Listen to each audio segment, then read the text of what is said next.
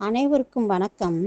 நாம் இன்று தெற்கத்தி சீமைக்கே காவல்காரியாகவும் நீதிபதியாகவும் விளங்கும் மடப்புறம் காளியம்மனை பற்றி தெரிந்து கொள்வோம். பிரளய காலத்தில் பெரும் மழையின் காரணமாக வைகை ஆறு பெருக்கெடுத்து தெருவெல்லாம் நீர் ஓடியது. மதுரையின் எல்லை தெரியவில்லை. எனவே மதுரையை ஆண்ட அன்னை மீனாட்சி சொக்கநாதரிடம் எல்லையை காட்ட முறையிட்டார். எனவே ஈசனாகிய சொக்கநாதர் தன் கழுத்தில் அணிந்திருந்த வாசுகி பாம்பை அவிழ்த்து விட்டார். வாசுகி பாம்பு பிரம்மாண்டமான உருவம் எடுத்து மதுரையை வளைத்து எல்லையை காட்டியது. மேற்கே திருவேங்கடமும், தெற்கே திருப்பரங்குன்றமும், வடக்கே திருமால் இருஞ்சோலையும், அதாவது இன்று அழகர் கோவில் என்று அழைக்கப்படுவது, கிழக்கே வாசுகி பாம்பின் தலையும் வாலும் படப்புறத்தில் சந்தித்தது. படமும் வாலும் சேர்ந்தமையால் இது படப்புறம் என பெயர் பெற்றது. நாளடைவில் படப்புறம் மருவி மடப்புறமானது. இந்த பிரளய காலத்தில் சிவபெருமான் ஆதிசேஷனை பிடித்தபோது அதிலிருந்து வெளிப்பட்ட விஷத்தை மீனாட்சி அம்மன் காளியாக வடிவெடுத்து உட்கொண்ட இடம்தான் மடப்புறமாகும். எனவே இங்கே காளி ஆங்கார ரூபிணியாக காட்சியளிக்கிறார். காளியாக மாறிய அன்னையை வைகை ஆற்றின் வடகரைக்கு காவல் தெய்வமாக இருக்கச் செய்தார் சிவபெருமான். அம்பாளுக்கு அடைக்கலமாக ஐயனாரை இருக்கச் செய்தார். எனவே இங்குள்ள ஐயனாருக்கு அடைக்கலம் காத்த ஐயனார் என்று பெயர் வந்தது. ஆங்காரமாக இருந்த காளியை அடைக்கலம் காத்த ஐயனார் தனது குதிரையின் நிழலில் அமரச் செய்து சாந்தப்படுத்தியதாக கூறப்படுகிறது. மடப்புறம் காளியம்மன் அநீதியை அழிக்கும் சம்ஹார தேவியாக காட்சியளிக்கிறார். 13 அடி உயரத்தில் நின்ற கோலமாக, மேல்கூரை கூட இல்லாமல் வெட்ட வெளியில் மழையில் நனைந்து வெயிலில் காய்ந்து மக்களை காத்தருள்கிறார். இங்குள்ள அம்மன் சுதையால் செய்யப்பட்ட மரகத பச்சை நிறத்தில் காட்சியளிக்கிறாள். சுதை என்பது வெள்ளை மணல், கடுக்காய், வெல்லம், சுண்ணாம்பு மற்றும் மூலிகை சாறுகளால் கலந்து செய்யும் கலவையே ஆகும். இங்கு அன்னை அக்னி சுரூபமாக காட்சியளிக்கிறார். தன் தலையில் அக்னியை கிரீடமாக அணிந்துள்ளாள். காளியின் வலக்கையில் உள்ள சூலம் கீழ் நோக்கி அநீதியை அழிப்பதை குறிக்கிறது. தலையில் சூடிய அக்னி அழித்த அநீதியை எழவிடாமல் சாம்பலாக்குவதாக உள்ளது. அம்மன் அஷ்டகரங்கள், அடர்ந்த புருவம், உருண்ட விழிகள், பச்சை நிற திருமேனியுடன் வசீகரமாக தோன்றுகிறாள். மீனாட்சி அம்மனும் பச்சை நிறத்தில் சாந்த சொரூபமாக மதுரையை ஆட்சி செய்கிறாள். ஆனால் இவள் காவலுக்குரிய தெய்வமாக ஊருக்கு வெளியில் உக்ர வடிவமாக காட்சியளிக்கிறாள். மடப்புறம் காளியம்மன் பின்புறம் 30 அடி உயரமுள்ள ராட்சத குதிரை பின்னங்கால்களை ஊன்றி முன்னங்கால்களை 2 பூத கணங்களின் தோள் மீது வைத்துள்ளது. அதற்கு இடையில் அம்மன் காட்சியளிக்கிறாள். இங்கு மூல கடவுளாக இருப்பவர் அடைக்கலம் காத்த ஐயனார். இக்கோவிலில் ஐயனார் குதிரை மீது இல்லாமல் தனியாக சன்னதியில் அமர்ந்திருக்கிறார்.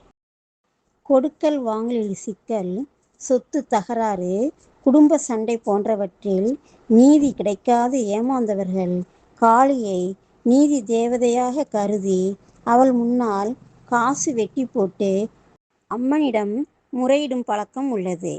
நீதி தேடும் மக்கள் நீதியின் தேவதையாகவே காளியை கருதி வழிபடுகின்றனர் என்பதற்கு இதுவும் ஒரு சான்றாகும். இங்கு அம்பாளுக்கு பிடித்த மாலை எலுமிச்சைக்கனி மாலை. எனவே பக்தர்கள் தங்கள் வேண்டுதலை நிறைவேற்றிய அம்மனுக்கு 108, 1008 என எண்ணிக்கையில் எலுமிச்சை மாலையை சாற்றுகின்றார்கள். அந்த எலுமிச்சம்பழங்களே பக்தர்களுக்கு பிரசாதமாக வழங்கப்படுகிறது. அம்மனை தரிசிக்க செவ்வாய், வெள்ளி மற்றும் ஞாயிறு விசேஷமான நாட்களாகும். மதிய உச்சிக்கால பூஜை இக்கோவிலின் சிறப்பாகும்.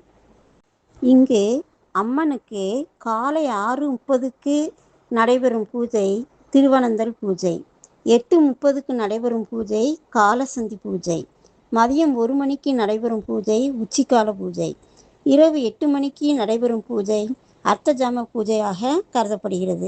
வெள்ளிக்கிழமை மட்டும் காலை 6 மணிக்கு திருவனந்தல் பூஜையும் இரவு 9 மணிக்கு அர்த்தஜாம பூஜையும் நடைபெறும். பௌர்ணமி மற்றும் அமாவாசை நாட்களிலும் சிறப்பு பூஜைகள் நடைபெறுகின்றன. காளியம்மனுக்கு வலப்புறம் ஒரு திண்டு உள்ளது. இது சத்தியக்கல் என்று அழைக்கப்படுகிறது. இரு நபர்களுக்கு இடையே பிரச்சனை என்றால் இந்த கல்லில் இருவரும் சூடம் ஏற்றி காளித்தாயே, சத்தியமாக நாங்கள் தப்பு செய்யவில்லை என்று கூறி சூடத்தை அணைக்க வேண்டும். பின்பு இருவரும் அரளி மாலை அணிந்து அன்னையின் வலப்புறத்தில் உள்ள பூதத்தை கட்டிப்பிடித்து நாங்கள் தப்பு செய்யவில்லை என்று ஒப்புதல் அளிக்க வேண்டும். இவ்வாறு செய்வதற்கு முன்பு தப்பு செய்தவர்கள் தனது தவறை ஒப்புக்கொண்டால் மன்னிக்கப்படுவார்கள், இல்லையெனில் செய்த தவற்றிற்கு தண்டிக்கப்படுவார்கள் என்பது ஊர் மக்களின் நம்பிக்கையாகும். இங்கு வந்து வேண்டிக் கொள்ளும் பக்தர்களுக்கு அன்னை நிகழ்த்தும் அற்புதங்கள் ஏராளம். நோய் நொடிகள், எதிரிகளின் தொல்லைகள், வறுமை, கடன் தொல்லை என்று பல்வேறு துன்பங்களோடு தன்னை நாடி வரும் பக்தர்களுக்கு அன்னை காளி அருள் பாலித்து வருகிறாள். இங்கு ஒருமுறை வந்து வேண்டிக் கொண்டாலே தீராத வினைகள் எல்லாம் தீரும் என்பது நிச்சயம்.